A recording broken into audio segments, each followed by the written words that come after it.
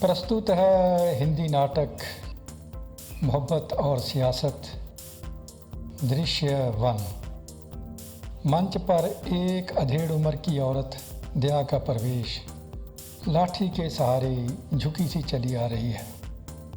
मंच के अग्रभाग पर आकर आकाश की ओर देखती है और अपने आप से कहती है, दया रे कौए चटोरे चिटकौए, पहले हमारी मुंडेर पर आकर काँव काँव किया करता था, अब सेब रंगी के घर जाने लगा जो पता नहीं कहाँ से आई है। लगता है तू भी सुंदर कन्याओं का शौकीन है। अरे काले कौए, क्या खिलाती है वो तुझे, या तू भी उसको अपनी जन्मपत्री दिखाने जाता है जैसे पूरे शहर के लोग दिखाने आते हैं। आज हमारे आंगन में आकर थोड़ी सी काँव काँव कर जा, जिससे मुझे कर्मों जली को यह भरोसा हो जाए कि मेरा माँ जाया, मेरा भाई मुझे लेने आ रहा है और मेरा अपनी इस झगड़ालू बहू से पीछा छूटे। तभी पार्श्व से दया की बहू रानी वीना का प्रवेश, उसके हाथ में एक रोटी। वह दया को देखती है और व्यंग्य से कहती है, वीना खूसट बुढ़िया कैसे बुला रही है काले कौए को। तुझे लगता है कौआ काँव काँव करेगा और वो तेरा सिरफिरा भाई तुझे लेने आएगा। दया आज वो पक्का आएगा। कल मैंने तेरी नई नई बनी उस सहेली से फ़ोन लेकर उससे बात की थी। कहा था माँ जाए, तेरी माँ जाई को मेरी लहू पीने वाली बहू उठते बैठते लहू पीती रहती है, मुझे यहाँ से आकर ले जा, नहीं तो मैं वीना नहर में कूद जाएगी। क्या यही कहा होगा? दया थाने में जाकर तेरे खिलाफ पर्चा करवाऊंगी, कहूँगी ये मुझे लात घूंसों से पीटती है। हरियो बुढ़िया आफत की पुड़िया, तुझे इस घर में रहना है कि नहीं? दया ये घर तेरा है, इसे मैंने सर पर तसले उठा उठा कर बनाया था वीना, और तेरे उस घर वाले ने मरने से पहले मेरे नाम कर दिया था। कहता था बेटी तेरी सास ने मुझे कभी नहीं पूछा, मेरे मरने के बाद तुझे क्या पूछेगी। मरने से पहले ये घर तेरे नाम करवा जाता हूँ। अब ये घर तेरा नहीं मेरा है। दया अच्छा, तो मेरे भोले ने ये घर तेरे नाम करा दिया था, ज़रा दिखाना तो कागज़। वीना तू डीसी लगी हुई है जो तुझे कागज़ दिखाऊं? दया दिखाएगी कहाँ से, कोई हो तो दिखाए। मत था मुझे, नहीं तो मैं अपनी सारी जायदाद अपने भतीजे के नाम कर दूंगी। वीना तेरा भतीजा हमारे घर में कदम रखकर तो देखे, मैं टांगी ना तोड़ दूंगी उसकी। दया तू मेरे भतीजे की टांगें तोड़ेगी वीना, उसका सर भी फोड़ूंगी। वैसे एक लिहाज से ये अच्छा ही होगा कि तेरा भैया आ जाए, वो तुझे यहाँ से ले जाए, सारा टंटा ही खत्म। कहाँ मैं तुझे ओल्ड एज होम पार्सल करने की सोच रही थी। हे भगवान जल्दी इसके भैया को यहाँ भेज। दया भैया के साथ मेरा भतीजा भी आ गया तो? वीना तो दया वो कहेगा बुआ तू होने वाले प्रधानमंत्री की बुआ, तू अपने घर से क्यों जाएगी? मैं थानेदार को ऑर्डर करता हूँ, वो इसकी चुटिया पकड़कर इसे घर से बाहर निकालेगा। वीना कुत्ते को रोटी डालने तो बाद में जाऊंगी, पहले तुझसे निपट लूँ। क्या कहा बुढ़िया? वो तेरा भतीजा थानेदार को ऑर्डर करेगा और वो मेरी चुटिया पकड़कर घर से बाहर निकालेगा। अरे यो शैतान की नानी, तुझे मेरी मौसी के बारे में पता है? दया पता है, वो टिक कर घर बैठती नहीं, सारा दिन पता नहीं किस किस के साथ शहर को निकल जाती है। वीना सैर करने, मेयर है वो अपने शहर की मेयर। दया होगी वो जो तू अभी कह रही थी, कोई डीसी तो नहीं लगी? वीना मेयर के आगे डीसी क्या होता है? पर तुझे खुसड़ बुढ़िया को क्या पता कि मेयर क्या होता है। पर पता तुझे तब लगेगा जब इस बार इलेक्शन लड़कर मेरी मौसी बन गई एमपी। दया अरे मेरे भतीजे के होते तेरी मौसी कुछ नहीं बन सकती। मेरा भतीजा कह रहा था इस बार पार्टी उसे टिकट देगी और वो वही बनेगा जो तूने अभी अभी कहा था ना। वीना एमपी? तेरा भतीजा एमपी बनेगा।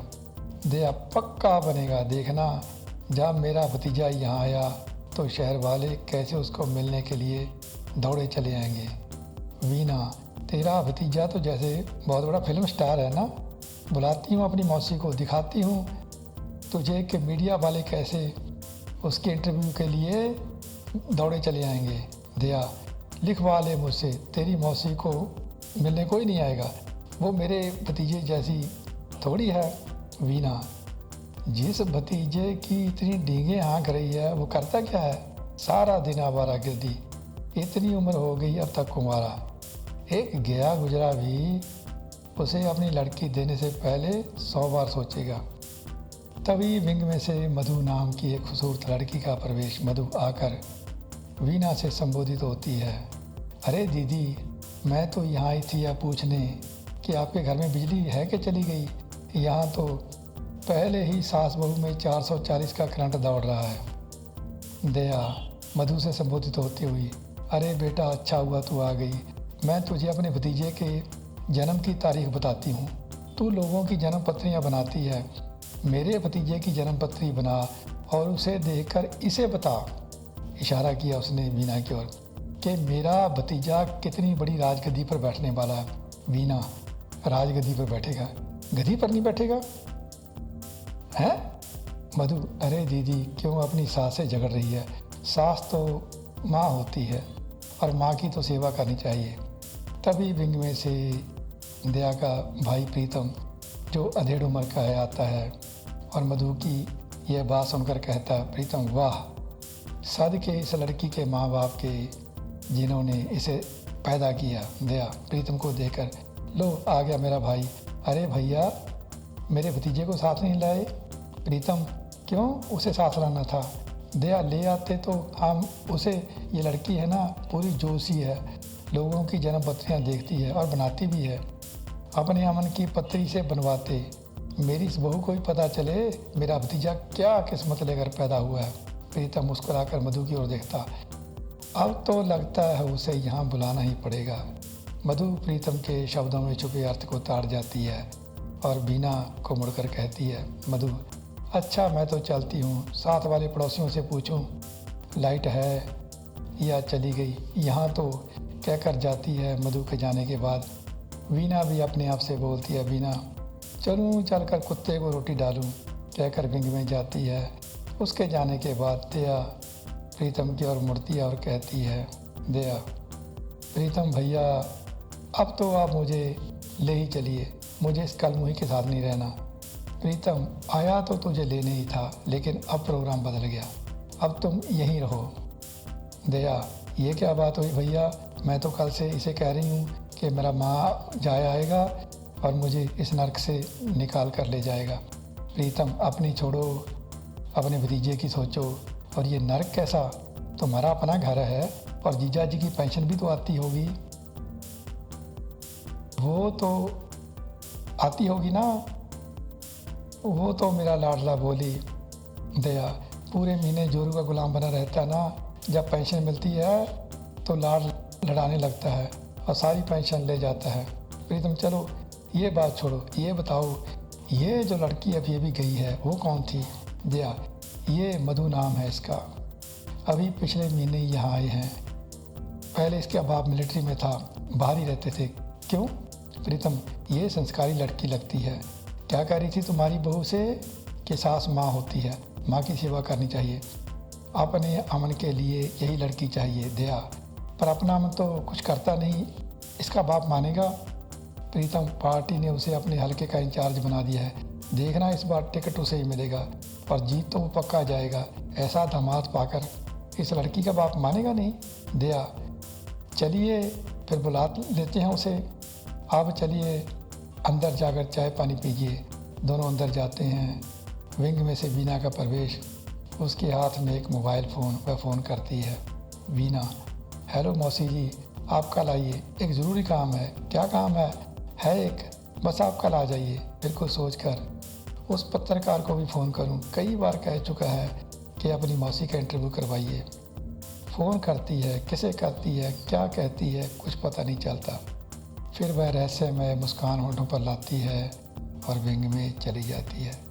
यहाँ समाप्त हुआ हिंदी नाटक का पहला दृश्य, मोहब्बत और सियासत। दूसरा दृश्य कहेंगे कल। तब तक नमस्कार नमस्कार।